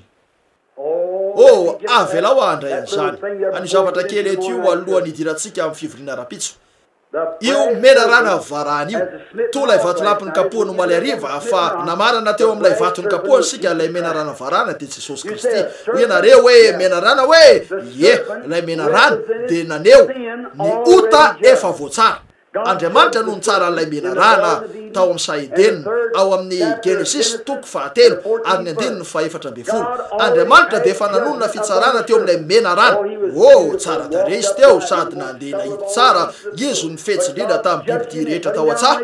kanefa nitsara azy Andriamanitra ka napetry azy andeha amin'ny kibony mandritra ny andro ny sisa rehetra amin'ny kibony voatsara ary Kristy no ota voatsara ho antsika. Amen. Hitanareo ve zany mahafinaritra raha ny fahotako sy ny fahotanareo tokony hoany amin'ny elo sika ka hosazina noho ny fahotantsika fa Kristy no naka ny toerantsika lay mena rana zany no antony anehoany an'i Kristy varahiny vita tamin'ny varahana lay mena rana izay midika ho fitsaran'Andriamanitra. Eny lay mena rana dia niota efa voatsara ary ny varahana de midika ho fitsaran'Andriamanitra. Tolay alitara varahana vita tamina varahana lay alitara nandorana ny tena ny fanatitra. Ny Exodus toko 7 ary no ahitanareo azany ho anareo mandray ny soratra masina. Eny nalain'izy ireo lay biby no sasany zany endrika tanteraka ny amin'ny batisa nentiny te io nataon'izy ireo teo amin'io ny tanany niaky ny fahotana izy ireo ary nitapahany tendany ny ra dia nirotsaka ny ra ary nidorana ny eno ary nisy ra teo amin'ny tenan'ilay fanatitra teo amin'ny alitara varaha teo amin'izay namoizana ny fahotana fa teo izy ireo teo no nitakin'ilay Andriamanitra marina ny fampisarahana tanteraka ary lay fitsaran'Andriamanitra nataon'Andriamanitra tamin'ny afo no nandoro an'ilay fanatitra no niota. Alleluia. Lay fitsaran'Andriamanitra nataon'Andriamanitra dia teo amin'i Jesosy Kristy. Jereo ndray lay fitsaran'Andriamanitra tamin'ny androny Eli anehoana ny fitsaran'Andriamanitra io. Eli nisy taona tsy nahitana mihitsy nanalavitra an'Andriamanitra ny olona de nakeo atendrombohitra Eli ary nivavaka izy tonga teo anaty any mpanjaka izy ary nilaza hoe tsisy na de ando akory aza ilatsaka avy any an-danitra raha tsy noho ny tenika any ary nandritra ny 3 taona sy enim-bolana na de ny ando aza tsy tonga teto tany ary noho ny tonga teo amin'ilay toerana hoy Eli aoko ampirofona hoe izy ao n'Andriamanitra lay Andriamanitra mirehatra. Ny Andriamanitsika dia afo mandevona aoko zay Andriamanitra mamaly amin'ny afo zany no lazaiko anivo arivo aoko zay Andriamanitra mamaly amin'ny afo ny fany masina sy ny afo aoka ho izy no Andriamanitra. Eny nasiny izy ireo jireo niakatra teo izy taoriny latsahan'ny afo avy tany an-danitra sy ny sisa ka nandevona ny fanatitra de ny andrandra teny amin'ny lanitra izy ireo ary tahaka ny varahana ny endriny. Inona zany fitsaran'Andriamanitra no nahazo ny firenena rehetra.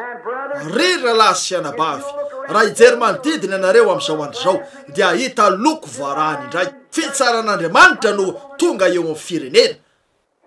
Fitsarana lay mena rana afo ny fitsaran'Andriamanitra no eo ankehitriny jereo nasandra n'lay azo lava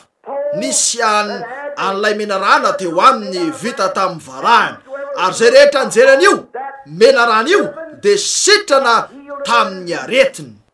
Endrika mahafinaritra tohinona ny amin'i Jesosy Kristy zany zao arivo zao hoy izy tahaka ny Mosesy tahaka nanandratany Mosesy ny mena rana varahana tany anefitra. Eto lay izy aoka ho azonareo zany raha marary anareo ho hitanareo amin'izany ny zavatra hanasitrana anareo tahaka ny ho Jesosy tahaka nanandratany Mosesy ny mena rana varahana tany anefitra no tsy maintsy anandratana ny zanak'olona. Antony mitovy ihany. Misy antony maromaro no torotoronina noho ny helitsika izy ary nidikapoka taminy no nahasitranana atsika. Nymonmonina tamin'ny Andriamanitra sy tamin'ny Mosesy izy ireo ka voakaikitry ny mena rana. Fampiarana roa no nilana n'ilay mena rana. Ny voalohany dia ny ho famelana ny fahotana ary ny anasitrana ny aretina. Fa anasandritra Jesosy mba ahafahany mamela ny fahotantsika sy manasitrana ny aretintsika. Teny amin'ny lalany taorin'izany ary tonga teo Balamo lay mpaminany mpikaramo tonga nakandalana ny Israely la hiditra amin'izany sika raha-pitsariva ny fomba nataony zala io fa la iampondra mona no ny teny sy nananatra azy mpitory-teny ray zay nivoaka ny sitrapon'Andriamanitra fa teo amin'ny volany sainy nidina teo izy ary voatery nananatra azy teo la apondra mona raha afaka iteny amin'ny alalan'ny apondra mona Andriamanitra azo antoka fa afaka anao zany amin'ny alalan'ny olona izy tompoko Mario ny eto lay Mosesy antitra mampalahelo taoriny fotoana io tiako aseho anareo ma izy ny olona eo anatrehan'Andriamanitra toy inona nataony Kora sy ireo rehetra Mario fa rehefa niteny tamin'ny Mosesy Andriamanitra hoe miala eo ianao Mosesy fa andringana an'io adiany rehetra io ary atonga anao firenena lehibe fa Mosesy niatsipy teo anatrehan'Andriamanitra niantoraka teo amin'ny lalany nanao hoe Andriamanitra vonoy nefa tsy afaka namely an'io lehilahy io Andriamanitra zany ny fahefan'ny olo masiny iray eo anatrehan'Andriamanitra jereo ny eto jereo anie Isaia layantre niakatra teo izy ary niteny tamin'ny Ezekapa amin'any hoe alaminy ny tokantranonao fa ho faty anao zao no lazain'ny tompo nanahirana tokoa io satria tao anatin'ny ora vitsy de niverina teo indray izy niaona tamin'ny fale masina satria nampitodika nitavany tamin'ny rindrina Ezekia de nitomany mafy nanao hoe tompo miangavy anao mba hevitra nandeha teo anatrehanao tamin'ny fo mahitsy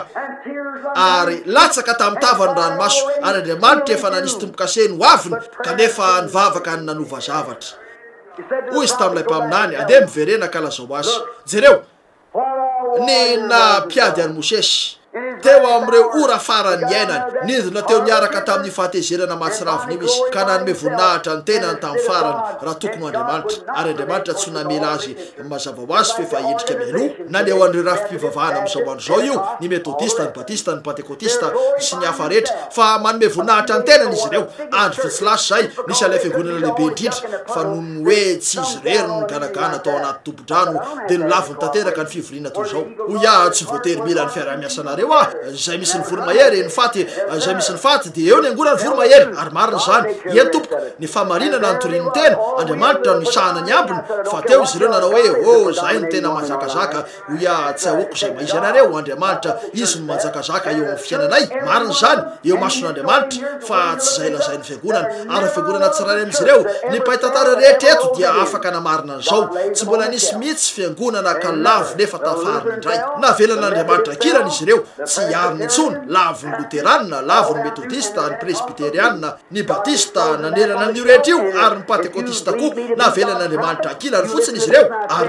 raha mino aho mpaminan'Andriamanitra nareo de no zao avy amin'ny tsindrimandro ny ilazako zany tsy la eto loatra fa nola efa voalaza talohanyity hoe tsisy rafi-pivavahana voaseho eny ny tiako ambara de ny rafi-pivavahana rehetra ao amin'ny fanjakan'Andriamanitra fa moka avy amin'ny tsiraray amin'izy ireny Andriamanitra de nieritra eo amin'ilay vokatra ka ameno azy amin'ny fanahy ary apakatra azy ao voninahitra marina zany efa nlaza mialoha ny baiboly fa nytao am-piangonana farany de nytao am-piangonana Laodikia zay matimaty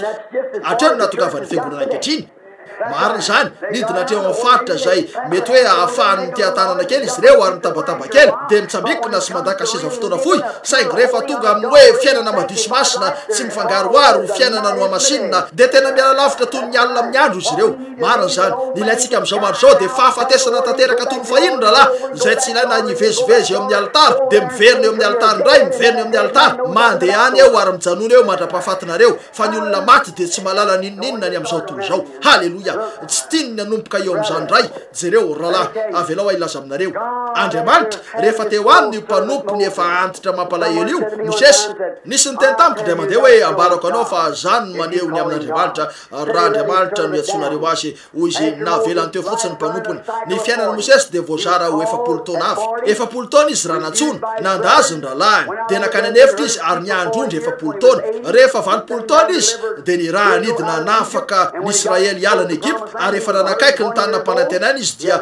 efa 20 taona mbola toy ny tovolahy ihany ny famidrany ary tsy pahana ny masony marina zany nefa efa 20 taona saingy rehefa nanome voninahitra ny tenany izy fa tsy Andriamanitra teo anolohan'ny vatolampy io rehefa niteny taminy Andriamanitra ka nanao hoe andeha mitenena ny vatolampy aza kapony zany mitenena amin'io efa nikapony indray mandeha ilay vatolampy fa niakatra ny fahatezerana Mosesy de rezakazaka nidina teo izy ary nikapoka ny vatolampy tsy namoaka rano io de nikapony indray de namoaka rano zany hoy izy repiodina tsy maintsy avy amin'ny ty vatolampy ty va no amahanay rano anareo natao to zany de nivoaka ny rano fa voatery niaino ny mpaminany io Andriamanitra satria notafiny tamin'io hery io izy ary zany nandravany programma ny baibolin'Andriamanitra manontolo nokapony indray mandeha Kristy miteny amin'ny vatolampy sika kehitriny de mamoaka ny rano zany hitanareo efa nikapohany io mitenena fotsiny aminy de mamoaka ny rano io de to mahita azy tamin'io maraina io rehefa mieritreritra ny endrika io de to efa hijanona ny foko mahita ny Mosesy fantany fa hoy Andriamanitra ary Mosesy manaova veloma azy ireo ny fiangonanao iantsanao hiakatra avokely kokoa an'io to mahita ny Mosesy efa antitra njoro teo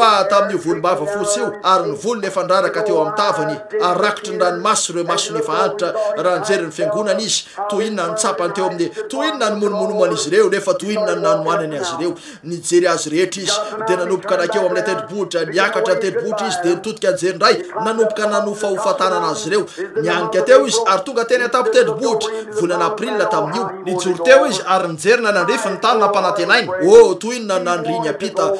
la vaky ilay fony mampalahelo efa antry de hiditra tao amin'ilay tany nampanantenana niaraka tamin'io andiana jiosy zay nitariany sy nitohanany teny an-dalana io izy nefa de teo izy nitazana nanandrify teo de nirotsaka teo amin'ny takola ny ranomaso nitodika anjery izy ary nanofahofatanana ny vahoaka indray nanao veloma ilay pastora nefa antry efa andeha izy nanofahofa azy ireo toy zao de nijery tetsy ampitindray raha mba afaka fotsiny mantsiahany hoeo amin'izay nijoro Mosesy ary tazana manerana nisy teo raha sitrapon'Andriamanitra afaka volana vitsy tiako nijoro amin'ny tendrombohitra teo io ka hijery ny teny amin'ilay ampitany izy ireo nahita sary miatsika andray andro iny izay nisy andreo lalahy sasany teo amin'ny 7 teo ireo lalahy akopera mitory amiko no nakeo antoerana ary navita sary miatsika felony amin'io izy ireo fa rehefa niampita teo izy ireo de nikasniobo re naman'ireo tahaka ny hoe anedaka ny kriatrala rehetra teo amoron-drano fa teo ny akarany zanak'Israely teo ny nanaovana batisan'i Jesosy ary nitsiraray tamin'ireo mpitory teny reo de nitsabikina nakao anatin'ilay rano miaraka tamin'ny akanjo sisisa nifanao batisy indray nitsiraray tamin'izy ireo ralahy nisy zavatra mapetana sy mampetsi-pony ao anaty ao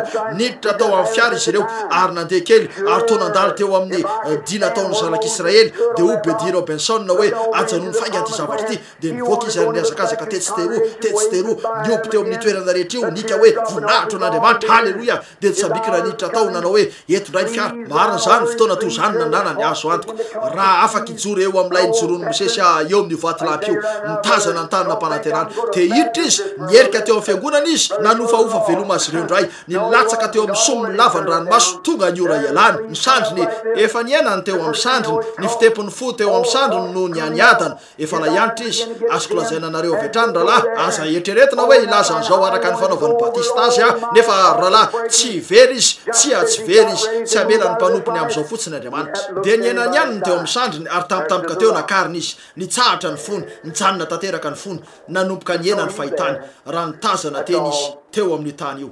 tiany tokoa raha niampita teny izy la vaky ny fony ary raha indro fa vonona niala tamin'ity fiainan'ity izy de sedanjery ary indro fa nijoro teo manilany teo ilay vatolampy teo tsotro zao izy io de zay fotsiny nandigana nakeo amin'ilay vatolampy izy de tonga ireo manjely ary nibata azy niala teo valonjato taona taoriny zany indro izy fa nijoro teo amin'ilay tany nampanantenaina teo anilany Eli niresaka tamin'i Jesosy tsy amelanareo amin'izao fotsiny izy ndray andro any de tsy maintsy tonga eo amin'ny fiafarany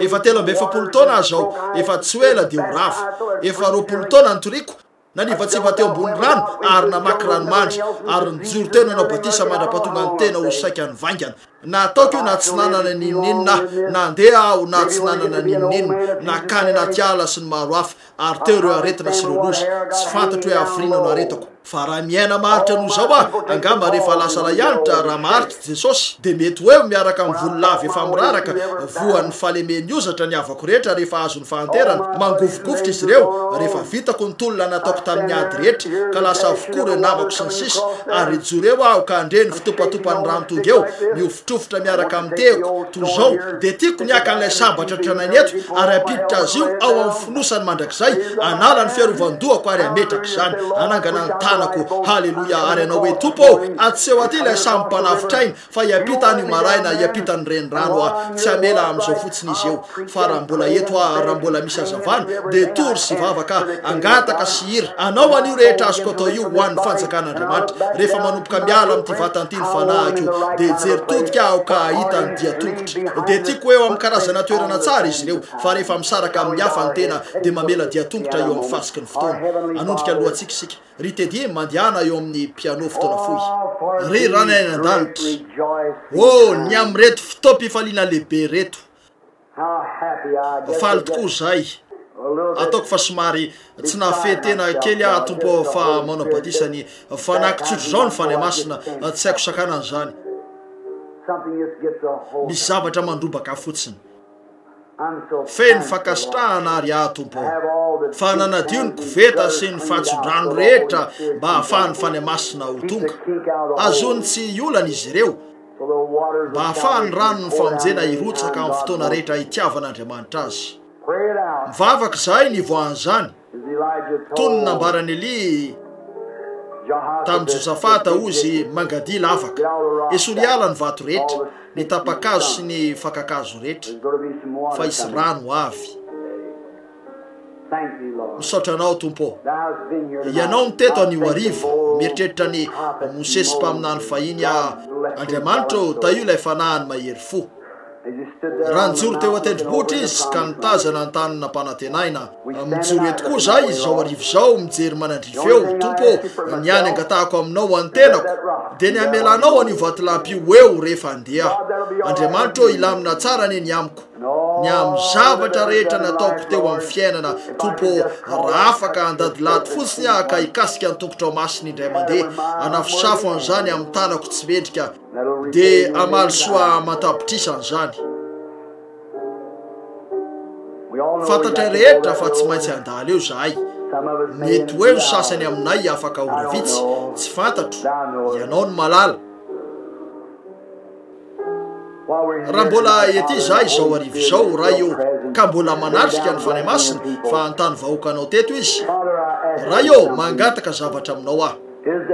mova misy olo leto nefa tsy voavontsy tompo ka tsy malalanao mpamonjy ny tenany manokana tsy malala ny maizy azy manolonanao angataka anao atompo raha sitraka fotsiny ny tsy ho an'reto olona miaino aheto reto fa angataka anao ny resaka fotsiny amin'io fo io ary anome azy herim-po an'io arivo mety ho antsy farany zao ahoana nafantaranay nahoana ny sasafona nefa dia io no ankinany mandrakizay rehetra raha misy eto tompo ka mafilo ary mivoaka ny lalana izay mety mianika ny avoana mba hitazana n'ilay tany nefa dia ho lavina avy eo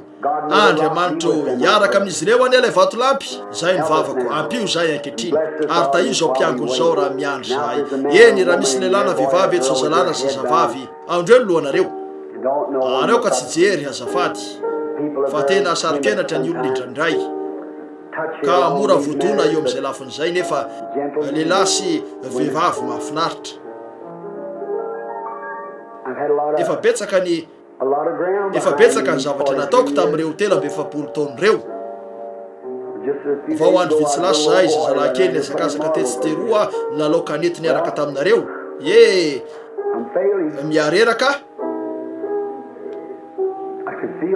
tsapako zany niezaka nananana nandritra ny 20 taona ny ampiditra zavatra aminareo ry Jeffersonville nahoana ny lavinareo zany nefa Andriamanitra nanamarina an'io naniraka ny anjeliny ary azo sary zany fantatra manera-tany io nahoana nareo ny mihevitra fa karazana finonom-pony io tsy manana an'Andriamanitra ve nareo zao arivo zao tokony ho tianareo ny ahafantatra azy marina fantatrareo fa mitady an'io karazana famonjeny io ianareo alohan'ny afatesana voatsely zay teto amin'ity tanàna ty mihitsy nisy tovovavy mpikambana tamin'ny fiangonana iray teto tanàna no heveriny fa mety tsara ny aminy ny teny tany ny pastora ny fa mety tsara ny aminy nisy zazavavy kely baka atao am-piangonana ny sebazimainy satria tsy nety nandeha nijery fampisehoana izy io hoy izay ny pastora nareo dia tery saina olona zazavavy tsy misy olana zany taorina kely izy io dia nivoaka niaraka tamina namandratsy ary azo ny aretina ka efa tena ratsy be ny fahasalamany lay mpitsabo nisy mpitsabo teto amin'ity tanàn'ity nakeo ary nitily azy dia hitany tamin'izany fa nisy aretina farasisa nikiky azy maty izy io taorina keliny io izy ireo fampampianatra sekola lahady tao amin'ny fiangonana lehibe io izy tao ivelany tao izy rehetra mba hitazana ny fiakarany any an-danitra ary saika tamin'ny fotoana io miniditra teo ireo mpianany sekola lahady nivoaka nandehandeha tao an-dalatsara ny pastora ny fokasigara ary rehefa saika tonga ny fotoana nidinany ka akany ny anjely azy dia niariny izy ary nanao hoe aiza ny pastora lasa izy ireo nakasy hoy izy mpamitak'olona ianao hoy izy nahoana ny navela ho tonga toy zao very aho aza manahy fantatra da mahafaravina aviavo ny teny aminy rehefa tonga teo anatren'andriamanitra izy mety tsara ny rehetra raha mbola lavitra n'andriamanitra hoy izy nahoana ny navelanao izotra toy zao hoy izy aizy la zazavavy kely avy ao amin'ny tabernakle io hoy izy ty hoy izy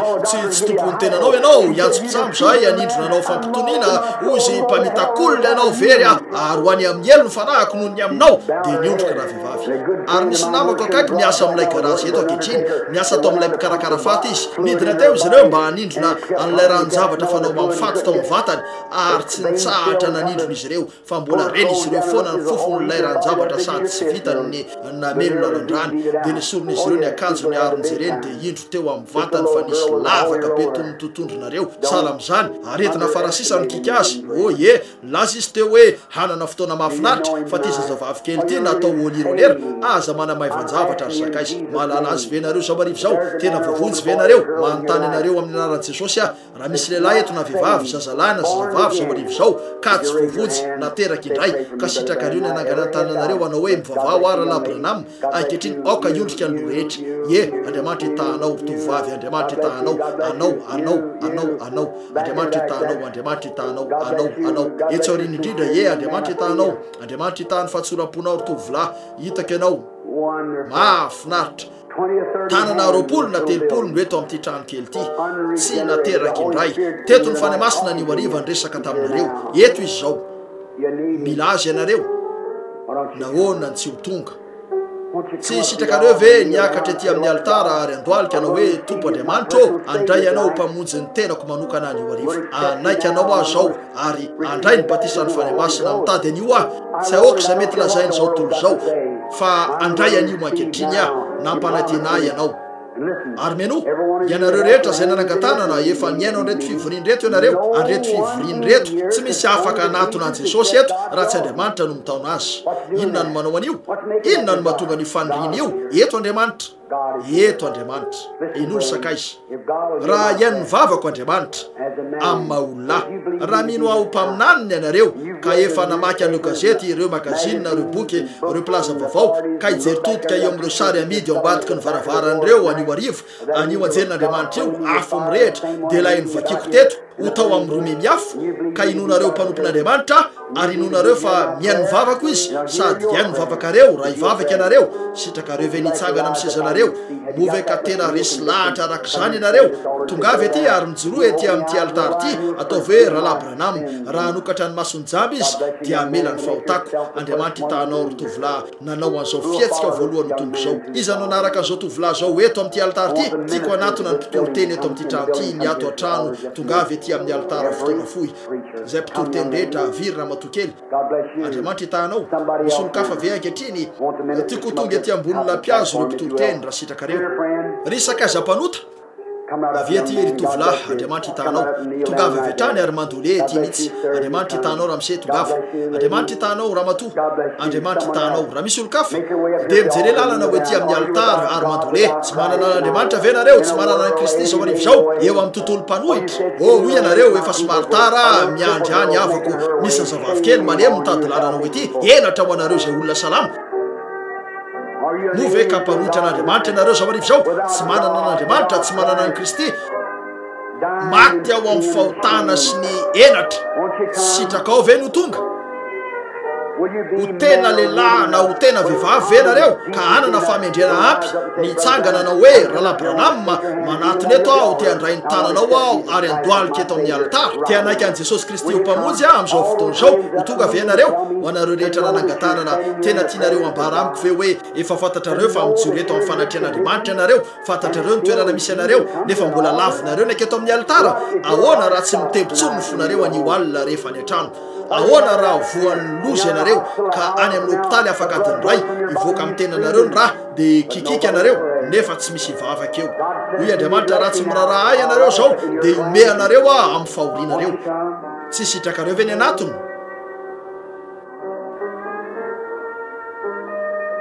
ry sakaiza tena resy lahatra tsara ve nareo fa eto ny fany masina ka nanangana ny tananareo nareo nefa tsy teaka eto amin'ny altara fa inona loatra ny miazona anareo andriamanitra hitanao ramse hitako fa olona marary ihany koa ianao zay tonga io sa tsy zany misy raboka mampahony anao sa tsy zany anasitrana anao eto amin'ny alitara izy zao arivo zao tsy malalanao nefa fantatro ny aminao sy ny maizy anao ny fany masina no nrotsaka teto amin'ny fivoriana ary io anjely io no eto amin'ny lampiazo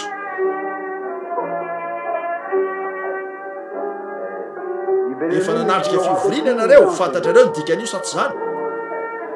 ho sitrany raha lehilahy ny io arivo ny teny Andriamanitra raha vao mitsangana ny ala teny izy Andriamanitra hitanao rianaka manatona aty manatona pitomaniny izy feno ranomaso ny maso Andriamanitra hitanao ranabavy manatona aty Andriamanitra hitanao avy mandole avy hatrany eto amin'ny alitara sitrakareo ve ny tonga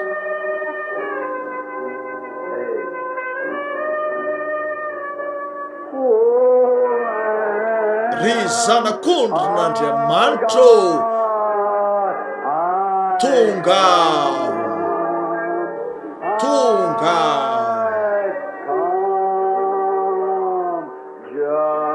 tahaka izay Andriamanitra hitanao ry zazalakely mahafinaritra zany tsisy olo-kafa ve ny sasany aminareo tanora etsy aorina efa elany nanosainareo anio zao ny fotoana zao ny ora ny fanahiko ampentina kely ray aoka isy olona nampy an'le reny manana n'io zaza etsy aorina io aoka isy olona zafady ty anatony any alitara izy efa eto ny vadiny aoka isy anampy an'lay zaza na iazona an'lay zaza amela an'lay reny ho tonga Andriamanitra hitanao avy reny marina zany sana ny zanakao kely izy ireo avy ahatonga anao tena reny ho an'i Jesosy Kristy sy ho an'ny zanakao Andriamanitra hitanao ranabavy tsara zany Andriamanitra hitanao ramatoa zao ny fomba anatonana sy andresena ny fikisitinanao fa eo aminao io olana amin'ny fikisitinan'io sy ireo fahazaran-dratsy ny sisa nefa hiala aminao eto zany ankehitriny eto amin'ity lampiazo ty mihitsy ny anjelin'ny tompo raha mino ao mpaminaniny ianareo makatoava ary ataovy zay ambarako anareo eto dia jereo raha tsy marina zany anaisitra ny fanahiko amin'ny pentina kely ray aminao ny ranao Andriamanitra hitanao ry zazalahy anadio ny pentina rehetra ry zanak'ondrin'Andriamanitra izy hitanao reny tonga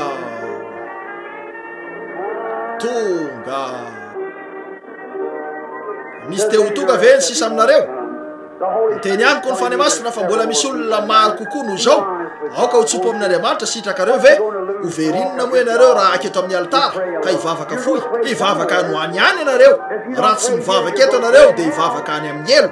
nanandratra ny maso lay mpanan-karena eny raha mino ianareo raha mino ny tenin'Andriamanitra ka mino fa nilazany marina raha manamarina ny zany ho famarinan'Andriamanitra misy lehilahy sy vehivavy eto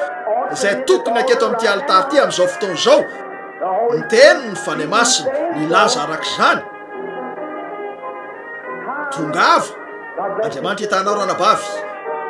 anankiray amin'ireo ihany ianao tongava aty Andriamanitra hitanao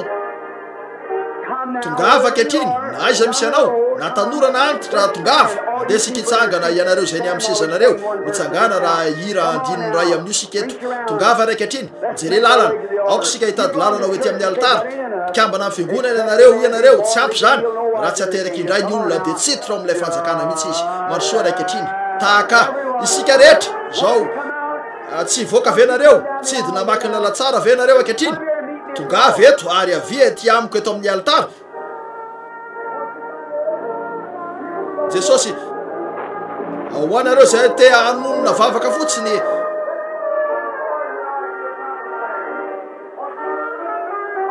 miantsy ny olona keo amin'ny alitara trany raha labirana aminy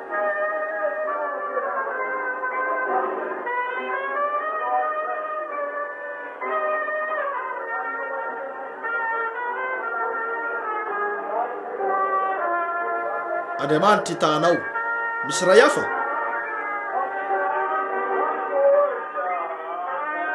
takay Andriamanitra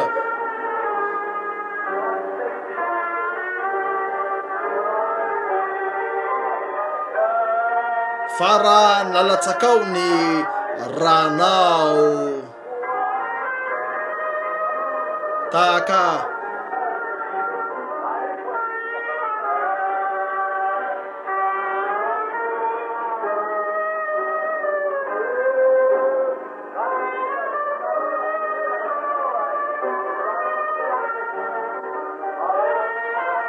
andriamanitra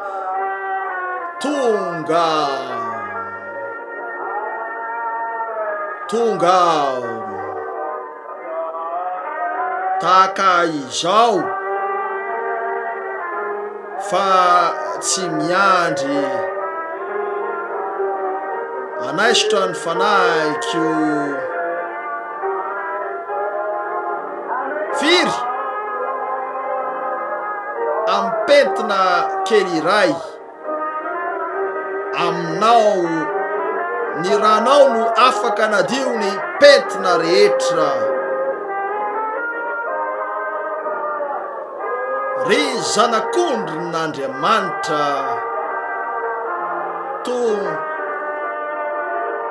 firy aminareo eto nanao hoe raha labranama tiako ianao raha hivavaka hoa atsangano ny tananareo raha hiran'io indray sika ataovy avy hatrany zany atsangano ny tanana ataovy hoe raha labranama mivavao ah Andriamanitra hitanao ranabavy tonga ny fanahy masina hitako antso avy amin'ny fanahy masina antso amin'ny altara